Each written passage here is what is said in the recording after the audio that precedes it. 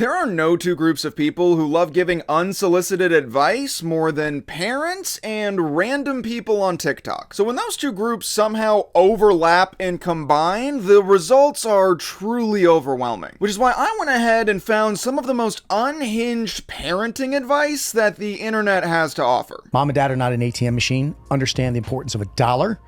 And if you want to get a job, and this is what I'm going to tell dads, I don't know where these cameras are. Listen to me, moms. I love how at one point he said, I don't know where the cameras are, and then proceeded to look in a totally different direction than any of the cameras. It's like, damn, he wasn't lying. He truly did not know where any of the cameras are. Do not pay your children to clean their rooms.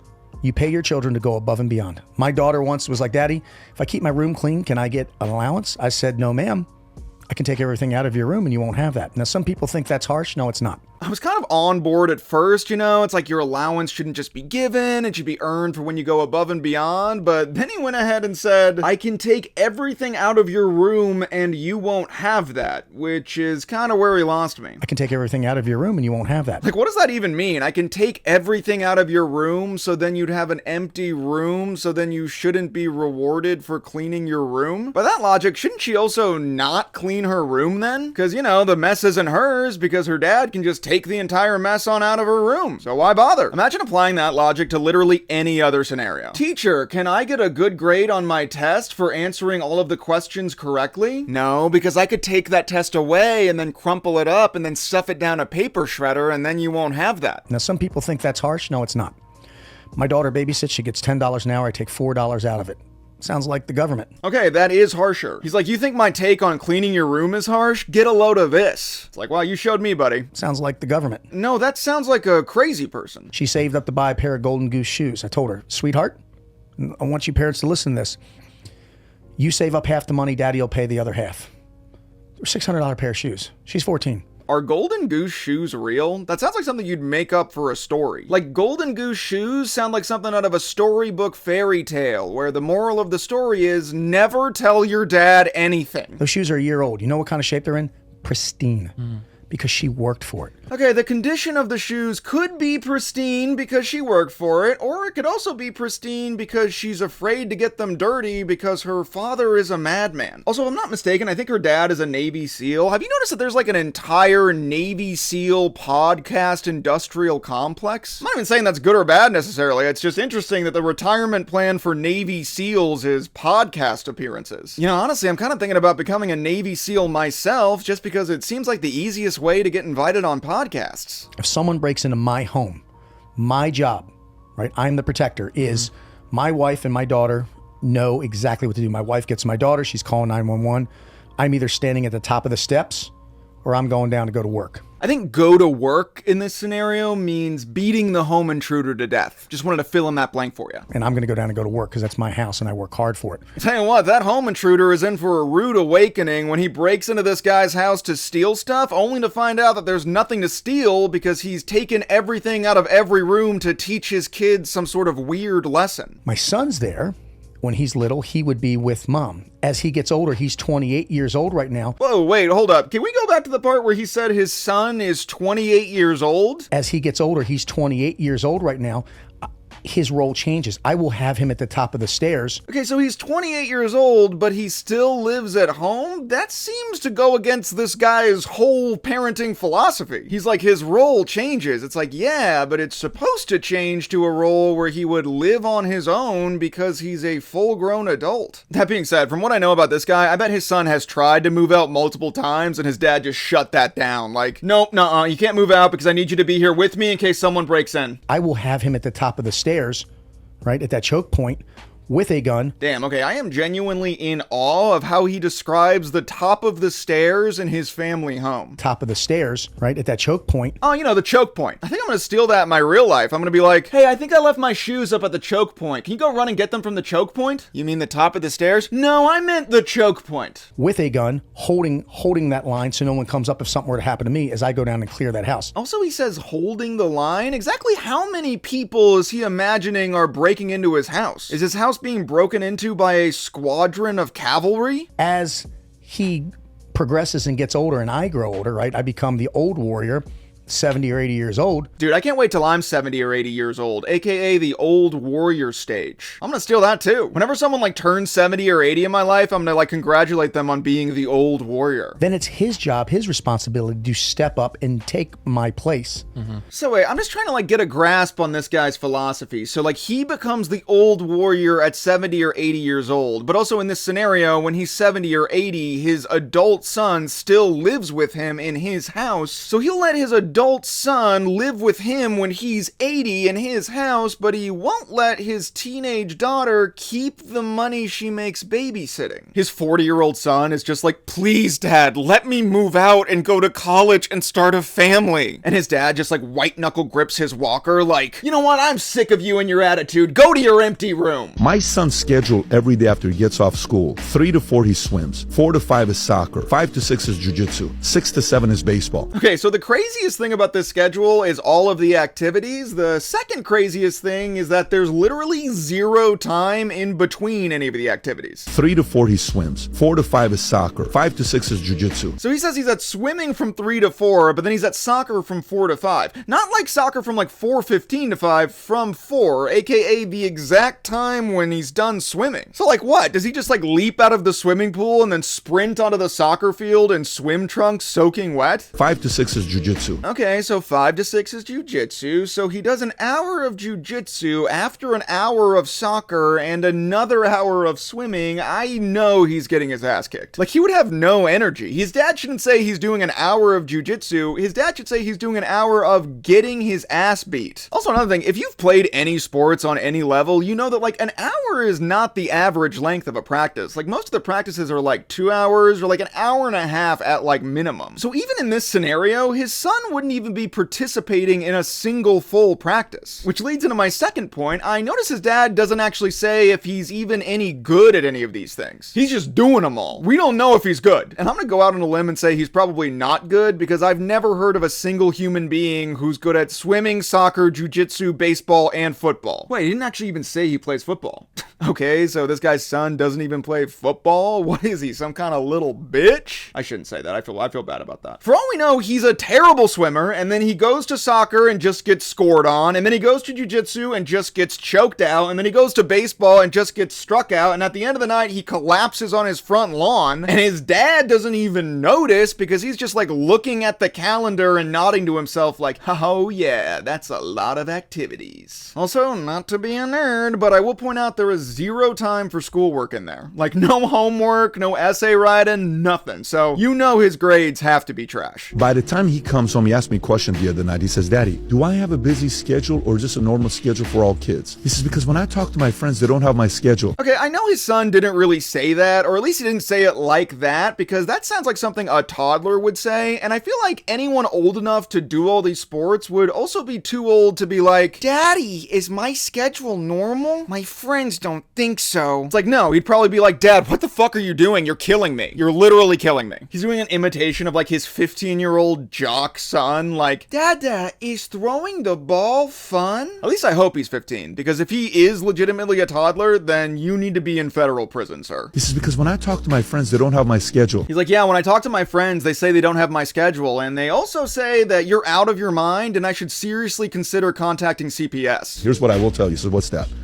You're a bad David. I don't care what the Joneses schedule is. I don't care what the Jackson schedule is.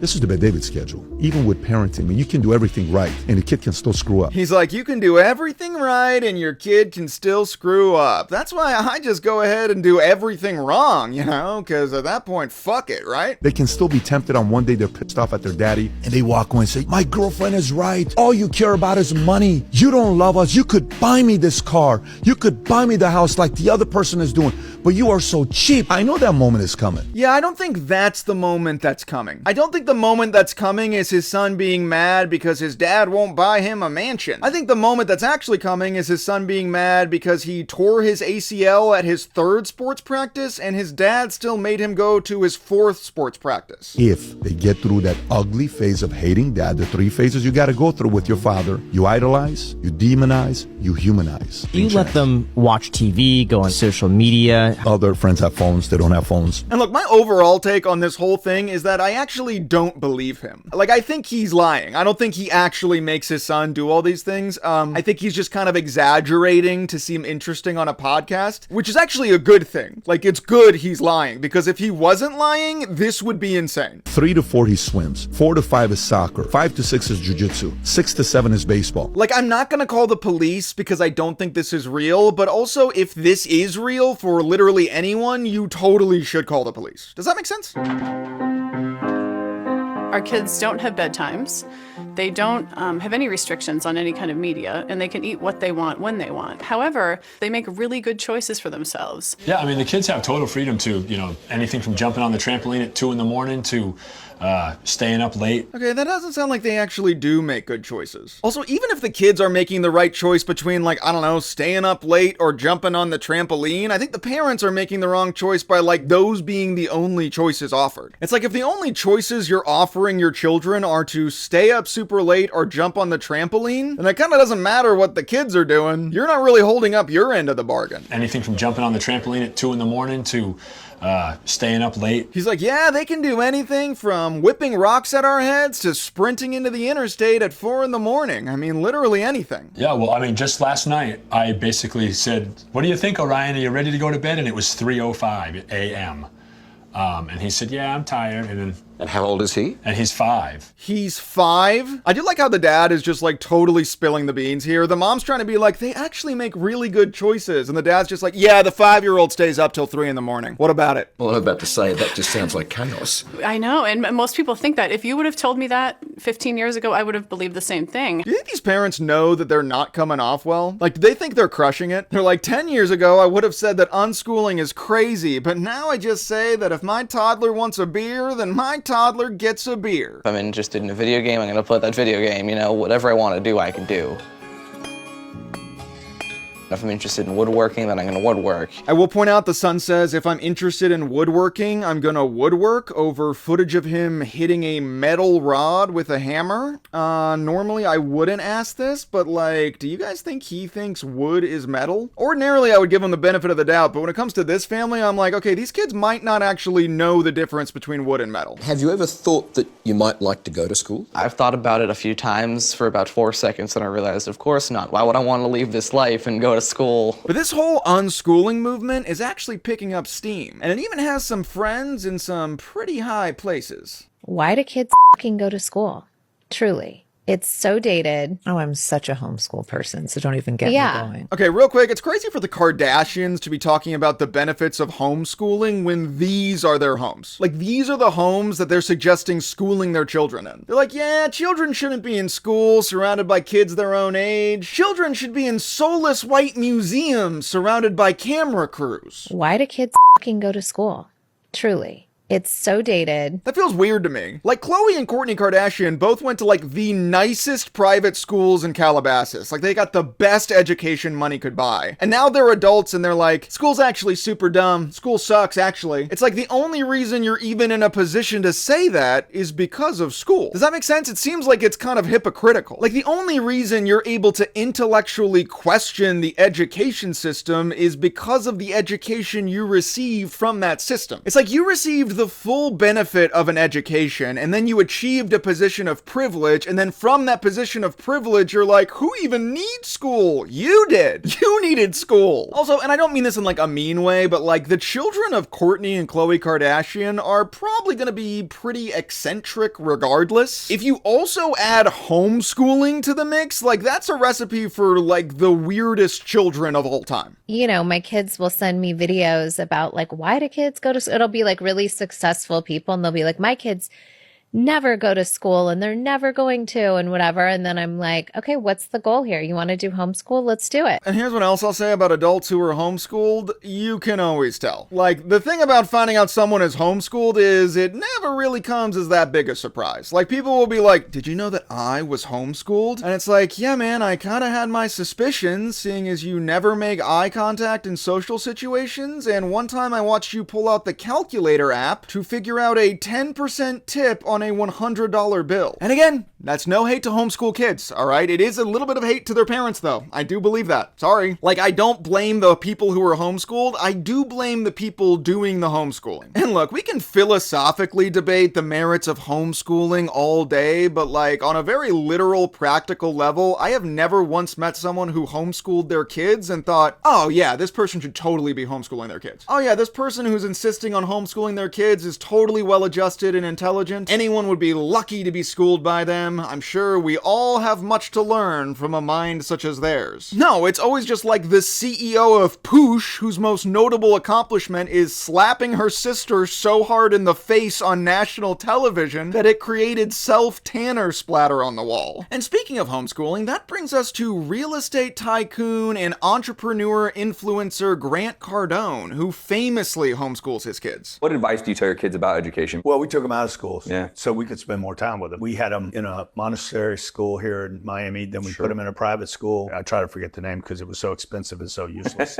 Now, I'm going to tread incredibly carefully here because Grant Cardone has not responded well to people on the internet criticizing him or making fun of him. Like all these podcasters and YouTubers, not you guys, but all the trash, junk, punks out there, the trolls and clickbaiters. I'm suing every one of those guys. And you might be thinking, wait a minute, Robert. Well, then how are you going to make fun of Grant Cardone while getting around your desire to not be sued by Grant Cardone? And I've actually found the perfect solution. I'm not going to make fun of Grant Cardone. I am not going to mock him or criticize him at all. I will, however, just play this clip of a podcast he hosts with his own, I believe, teenage daughter with no commentary whatsoever. You know kids are already smoking weed? Yeah. I know kids 12 who years smoke old? weed. Yeah. Well, maybe a little older than that. Do you know kids like that are doing this? I don't know kids who I do know one person who smokes weed. Uh-huh.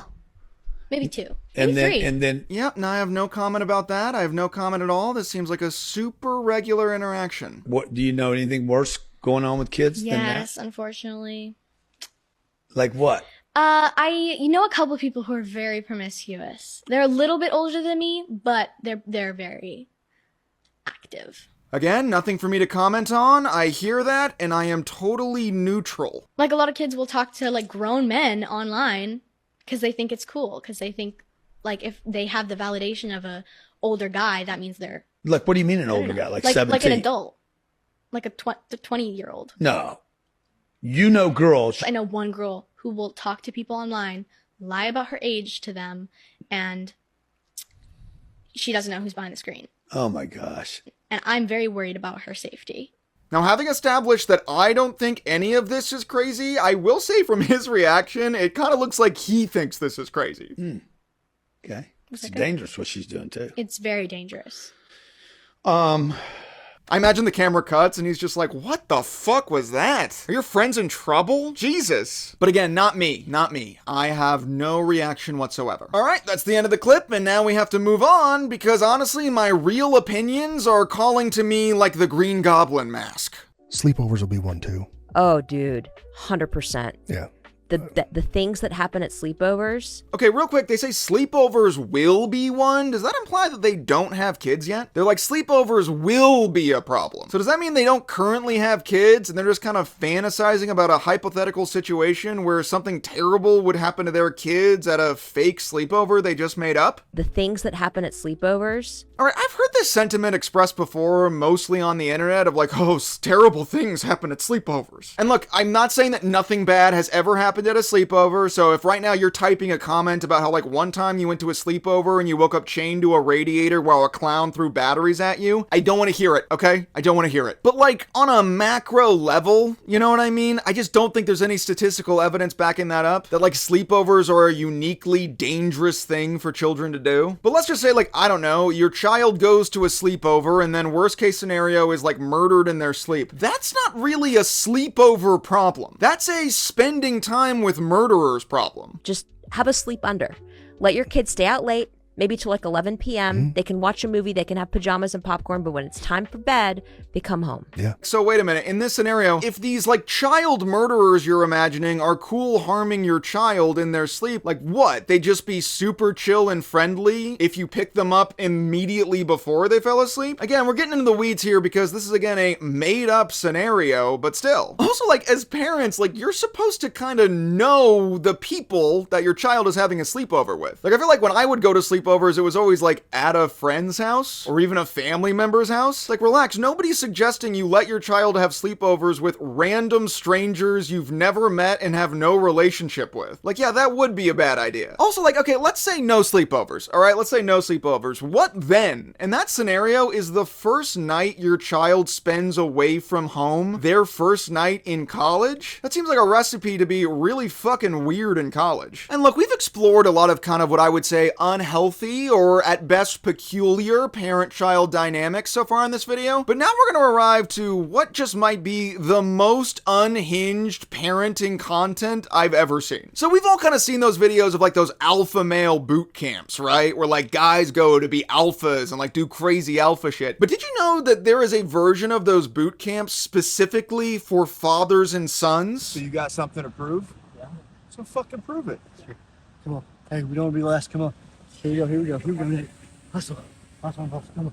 Hustle. Hustle. Hustle. Hustle. Okay, this is so disturbing. Like, I'd watch those videos of, like, the alpha male boot camps and think, man, you'd have to be crazy to do that. But at least in that scenario, it's like, you'd have to be crazy. In this scenario, it's like, you don't even have to be crazy, just your dad has to be crazy. Seems like the kids fully understand how fucking crazy this is. Like, the kids know that this shit is fucked. I'm right here, man. I'm just hanging out, dude. I'm just hanging out. I will say after watching this video, I might have gone too hard on Patrick Bet David. I feel like making your kid do soccer and baseball back to back is not this insane. Pretend it's warm water, okay? All right? Okay, the dad's trying to make his son feel better by saying pretend it's warm water. Here's the thing, I also wouldn't want to share a bathtub with my dad if the water was warm. Like even if that was what was going on, I still would be not into it. Pretend you're on a tropical island in warm 80-degree water. That's all this is. He's telling him to pretend he's on a tropical island? Hey Pops, why not just take him to a real tropical island? You're the one in charge of the vacation. All the way under. Home run. Home run. 3 times, I'll call it. Down!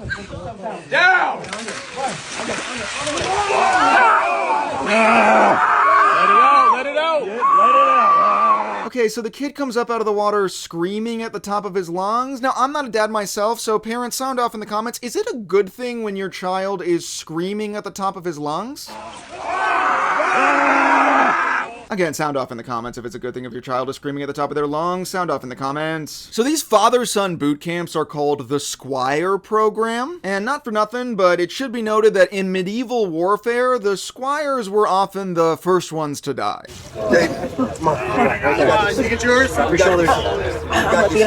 No, you're not. No, you're not. I got you. We're here. I got you.